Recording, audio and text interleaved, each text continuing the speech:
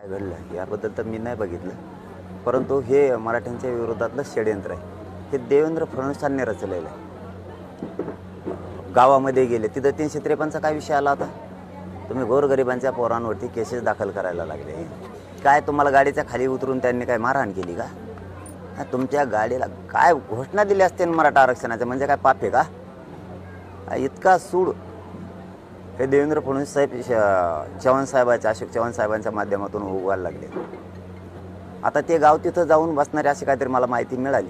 सगळा महाराष्ट्र त्यांच्यासोबत, त्यांनी काही काळजी करायची गरज नाही. हे देवेंद्र फडणवीसांचं भरत आलेला खेळ आहे, आता जवळच आलं आहे. कारण त्यांनी कालपासून आणखीन उघडं पडलं नाही, उद्या परवा सगळं उघडं पडलं. आणखीन काहीतरी त्या चिवटेच्या माध्यमातून काहीतरी सुरू केलं आहे त्यांनी, गोदापट्ट्यात काहीतरी रोजवायला सुरू केलं आहे. कालपासून ते उघडं पडले. मला जरा क्लिअर माहिती मिळाली, म्हणजे जाहीर फडणवीसांचं, शिंदे साहेबांचं मी नाव घ्यायला थोडा प्रेज घेऊन मोकळा होणार आहे. जरा अर्धवट माहिती मिळाली, कारण ती शॉकिंग असणार आहे तुमच्यासाठी सुद्धा, मीडियासाठी सुद्धा आणि आमच्यासाठी सुद्धा.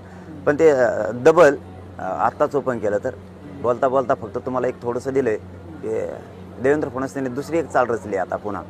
त्या शिंदेसाहेब पण आहे त्याच्यामध्ये, कारण माणूस शिंदे साहेबांचा आहे तो. आणि हा जे आता तुम्ही नांदेडचा विषय घेतला आहे, हे होणार आहे आमच्यावरती. कारण यांना गोरगरीब मराठ्यावर अन्याय करायचं, आरक्षण द्यायचं नाही, हे जाणून बुजून गृहमंत्री त्यांच्या पदाचा गैरवापर करून करणार आहेत. तुम्ही घोषणा देत आहे, तुमच्यावर 353 होणार आहेत का आता तुमच्या कार्यकर्त्यांवरती? तिथं जर मराठ्यांच्या पोरांनी घोषणा दिल्या म्हणून 353 होती, तर उद्या तुम्ही तुमच्या चिन्हाच्या घोषणा देणार आहेत. तुमचा नेता तिथं आला म्हणून त्याच्या नावानं विजयी काय व्हा असं का, किंवा पराभूत झाला म्हणून घोषणा देणार आहेत, त्यांच्यावर होणार आहेत का? गावागावात तुम्ही नवीन कुठून नियम आणलाय 353चा?